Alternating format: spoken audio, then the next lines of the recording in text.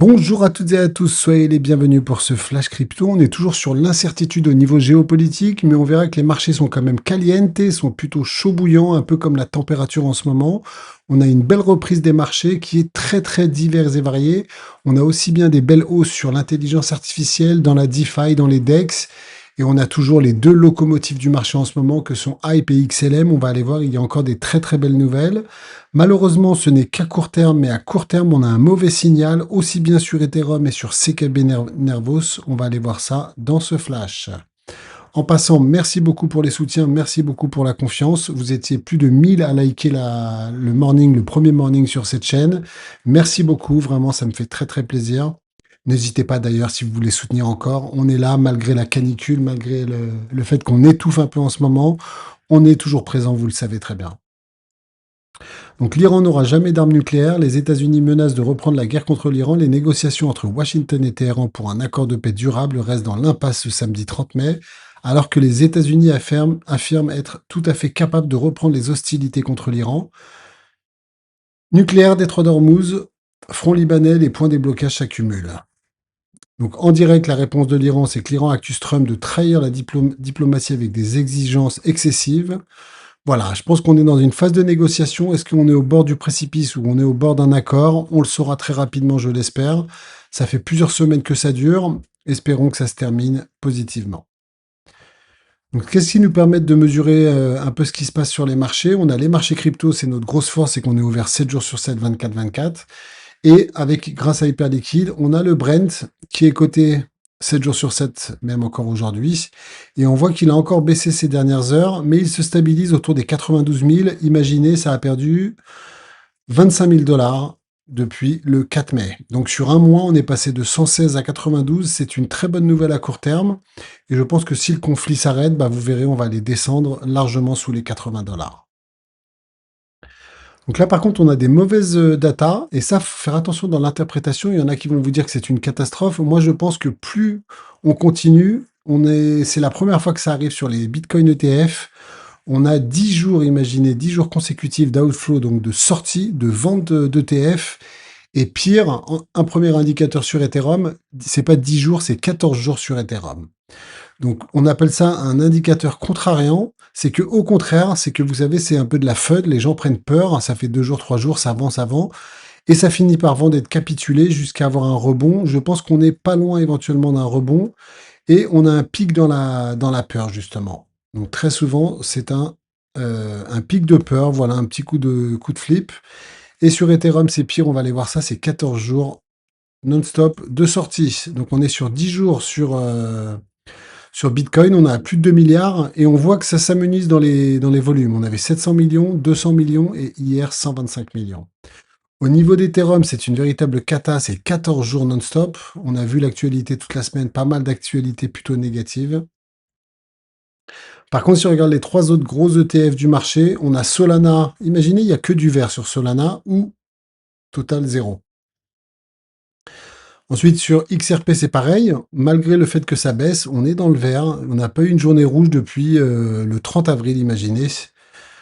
On a eu, depuis que le XRP est sorti, on a eu même pas 10 journées dans le rouge.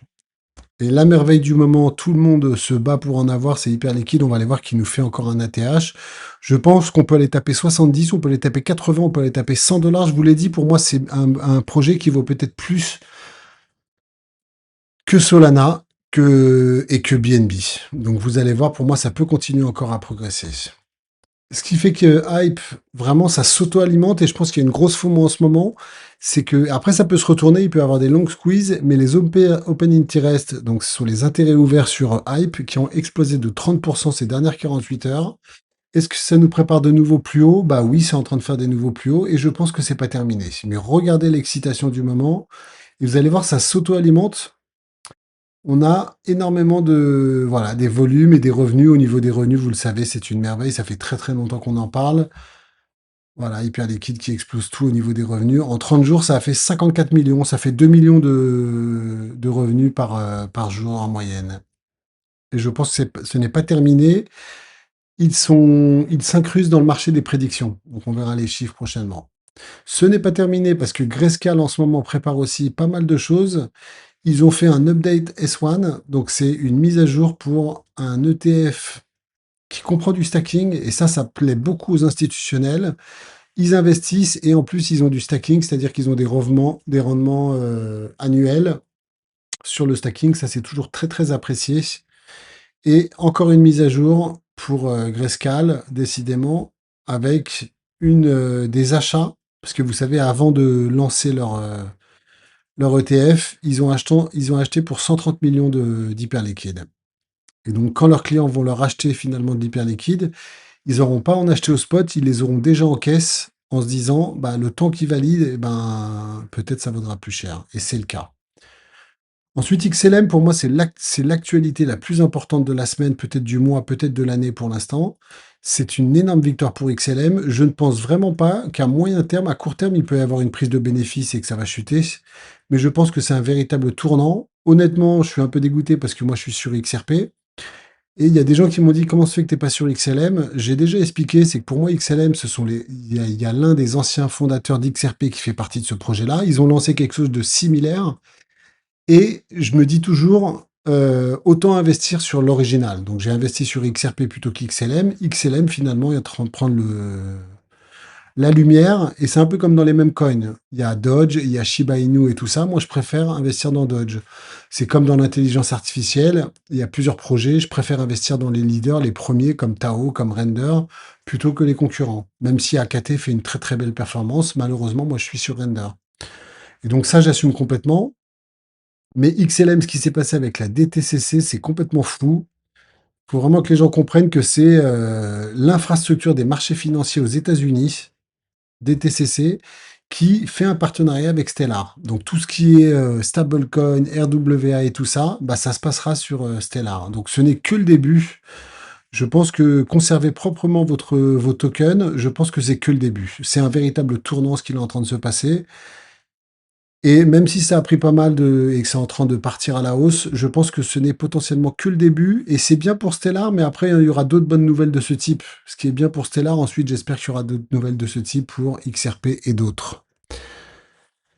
Ensuite, c'est le chat noir de cette semaine, c'est la grosse mauvaise nouvelle, mais on verra qui a le plus d'impact sur les marchés. C'est Jamie Dimon, vous savez, on le déteste sur cette chaîne. C'est vraiment quelqu'un d'une arrogance folle. Il a un visage, pour moi, c'est la définition de l'arrogance, cet homme, qui a complètement chié sur le Bitcoin et les cryptos depuis des années, alors qu'il est en train de monter sa propre blockchain depuis 2020. On en a parlé sur cette chaîne. Et là, il est vraiment à fond contre le Clarity Act. On verra il a le bras assez long. Récemment, donc il va à l'encontre du président des États-Unis. Donald Trump, récemment, il y a 3 jours, a dit qu'il voulait que ça avance. On a le secrétaire au Trésor qui a dit qu'il fallait absolument que ça avance. Et lui, les banques n'accepteront pas. On n'entend que lui d'ailleurs. Il n'est pas représentant de toutes les banques américaines. Il parle au nom de sa banque, il parle pas au nom des autres banques. Les autres banques ne sont pas exprimées. Encore notre ami, qu'on n'arrête pas de voir sur CoinDesk. Et donc ça, c'est la mauvaise nouvelle, mais on verra qui aura le bras le plus long sur ce dossier-là. Honnêtement, je pense c'est pas de la jalousie, mais ça y ressemble. Vous savez, Coinbase a gagné des grosses victoires, on en a parlé ces derniers jours, et je pense qu'ils sont un peu dégoûtés. Ils ont en particulier été validés, pardon, sur le marché des perps. Ça y est, c'est validé, ils vont lancer un peu comme Hyperliquid. Et donc, dans les tokens liés à l'anonymat et la confidentialité, c'est très intéressant. Il y a Monero qui rebondit. Pareil, il y a Monero, il y a Zcash. En ce moment, Zcash a le vent en poupe. Moi, je suis l'école Monero, par exemple. Et c'est pas parce que Zcash explose que je vais changer mon fusil d'épaule. Mais moi, je suis très Monero. Et Monero, il y a eu des petits achats qui l'ont fait un peu pump. Au niveau de la map, je pense qu'on peut. C'est pas grand-chose, merci pour ces 2 petites secondes de silence, ça fait toujours plaisir. On a des très très belles perfs. Hype qui est en train de skyrocking, c'est absolument fou. En un mois, 72%. Vraiment, ça me fait plaisir parce que le call, on a fait un call parfait. On était au plus bas de l'année, en fait, on savait pas. Hbar aussi. Hbar, effectivement, on m'a dit c'est intéressant. Après, Hbar, il a encore, voilà, il a pas mal pris sur 12 mois. Injective, on va les voir. Fetch, c'est magnifique. Algo, c'est pareil. Et on va aller faire un point sur les tokens en souffrance. Donc, sur le Bitcoin, c'est parfait. On est vraiment sur le trend toujours positif. Et on rebondit pile sur le bas du Gocéan. Maintenant, regardez la mauvaise nouvelle. Donc, c'est du court terme, hein. On verra demain en weekly, on fera les analyses à tête reposée. C'est en train de rebondir, mais on est passé du vert au rouge. Donc là, on a un premier mauvais signal. Vous verrez sur CKB, on a des choses similaires malheureusement. Donc il est en train de craquer. Après, ce qu'on n'oublie pas, c'est qu'on est toujours sur des plus bas de plus en plus haut, mine de rien. XRP, enfin, c'est magnifique en fait. 1, 2, 3, 4, ça serait le quatrième rebond sur le bas du support. On est dans ce range. Et on est en train de réintégrer. On est en train de réintégrer sur Solana. On rebondit sur le bas aussi sur Chainlink. Et là, que dire? Complètement fou. Ce que j'ai oublié de vous dire, hyper liquide déjà qui rentre dans le top 10. Ah, il est où le token dégueulasse dont je vous en avais parlé, je vous avais dit que c'était un scam. Whitebit, est-ce que ça c'est pas le début de la fin pour cette daubasse? Pour moi, c'est un gros scam et j'aurais été le seul sur YouTube encore à en parler, à se mouiller sur ce genre de projet. Parce que les gens ferment les yeux sur ce genre de projet. Moi, pour moi, c'est un gros scam. Et donc, dans le top 10, moi, je pense qu'il va exploser Dogecoin. C'est en cours. Et ensuite, ça va être dur parce que TRX aussi est sur une belle dynamique. Pour moi, ça vaut plus que Solana. Ça vaut plus que BNB. Après, très bonne remarque, on m'a fait la remarque. Fully diluted, ça vaut déjà 50 milliards. Mais je pense que ce n'est pas terminé. Ensuite, Toncoin, TRX, pardon, Tron, qui est toujours sur son petit rebond, là, on espère, sur le haut du Gocéan. ZEC qui est toujours en train de se replier. XLM qui a besoin de digérer un peu, mais la dynamique est exceptionnelle. Hein. C'est normal que ça digère un peu. Ça valait 14, ça a pris plus de 100%. Ensuite, BitTensor, c'est le moment de rebondir. Je comprends pas, on a Fetch qui explose, BitTensor qui est sur le bas du Gocéan. Très joli rebond sur Ton. NIR, toujours la dynamique très bonne, c'est normal que ça digère. Un peu comme ici, regardez, ça a explosé, ça digère un peu quelques jours. Très belle dynamique sur Centrifuge, c'est la première alerte ici, un peu comme ici. On avait rebondi, on verra si ça va continuer. Ondo, parfait. MM200, haut du Gocéan, c'est le moment de partir là. ENA, c'est laborieux, mais je ne change pas, je suis confiant sur ce projet-là. RSR, je suis confiant, mais c'est sur le bas du Gocéan. Milieu du Gocéan pour Virtual. Ordi, waouh, il faut vraiment que ça rebondisse maintenant. Injective, hallucinant, hallucinant sur Injective. On verra en weekly, il y a aussi des très très belles choses demain. Ensuite, craquage complet pour Pendle. Vous voyez, Injective, boom, Pendle qui s'écroule. Magnifique sur des YDX, regardez. Ça rebondit sur la MM200 et sur le haut du Gocéan. Ensuite, AKT, toujours une belle dynamique. Joli rebond pour Render dans les haies. Il y a des belles choses sauf Tao, je comprends pas. Render, c'est très propre. Faites, c'était l'enfer. Regardez, on est passé pourtant du vert au rouge. Et boum, contre-pied, en passant du vert au rouge, ça a tout explosé. C'est en train de repartir. Ensuite, milieu du Gocéan pour STX, milieu pour Dodge. BNB, bah, c'est une très belle perf. Est-ce que c'est lié à l'ETF? Vous savez, il y a un ETF qui a été lancé. Milieu du Gocéan pour NMR, milieu pour Phil. Rebond pour AVE, à suivre. Ensuite, Morpho, son concurrent direct, qui est dans une largement meilleure dynamique. Très joli rebond pour Tel, regardez. Arkham, pour moi, c'est le moment de tout casser, là, ça y est. Ensuite, WorldCoin, ça rebondit, magnifique. Et malheureusement, on finit par CKB, c'est sur des plus bas. On verra demain, on fera l'analyse complète en weekly. On est sur un plus bas historique sur CKB. Alors certains me disent c'est la fin, en tous les cas à titre personnel je vous en parlerai demain, mais je ne fais absolument rien, je hodl ce token tranquillement. J'espère que ce flash vous a plu, n'hésitez pas à apporter votre soutien si ça vous a plu. Petit like, petit commentaire qui mange pas de pain, merci beaucoup franchement pour les soutiens qui font chaud au cœur. Je vous souhaite un bon week-end, chaleureusement vôtre, ciao tutti. Ça se passe sur Patreon, vous avez le lien en commentaire, vous prenez un abonnement payant, CPT Gang VIP, CPT Université, promo 1, 2 ou 3, c'est le même contenu, sauf que les places sont limitées sur chacune des promos. C'est 4,49 pour le CPT Gang VIP, et si vous prenez à l'année, vous avez moins 20%, ça devient encore plus compétitif, ça passe à 3,59, et pour la CPT Université, c'est 6,79. Vous avez deux types de contenu, un contenu qui est pour tout le monde, aussi bien CPT Gang VIP que CPT Université. En particulier, le mercredi, je partage absolument tous mes mouvements en bourse. J'investis énormément et essentiellement à la bourse de Paris, mais aussi un peu sur la bourse US de temps en temps, mais clairement à la bourse de Paris. Clairement, l'objectif, c'est retraite, autonomie financière. Aujourd'hui, ce que j'ai en investissement boursier me donne un salaire tous les mois. Je partage absolument tous mes mouvements sur la Minute Bourse et tous les mercredis. Le vendredi, vous avez la crypto joker et ça va vraiment s'accélérer parce qu'on va aller le voir, le marché est en train de clairement repartir tranquillement. La crypto joker de la semaine, je partage absolument tout ce que je fais, que ce soit les DCA sur Bitcoin, les investissements sur les altcoins, c'est tous les vendredis. Et c'est minimum un jeudi sur deux. Vous avez 2 vidéos par mois. C'est vraiment uniquement pour la CPT Université. Et là, on attaque le module 7, investir dans les cryptos. C'est l'épisode 2. Par exemple, la semaine dernière, où il y a 15 jours, on a présenté Hyperliquide. Ce mois-ci, il y aura une autre altcoin minimum, peut-être 2. On verra en fonction de l'évolution des marchés. Pour la CPT Université, c'est très très important. Comme ça, une fois pour toutes, je le présente. Vous avez 8 modules. Un module qui n'a pas démarré, qui est le module 8, produits dérivés. Vous avez le module 7 qui va intéresser beaucoup de monde.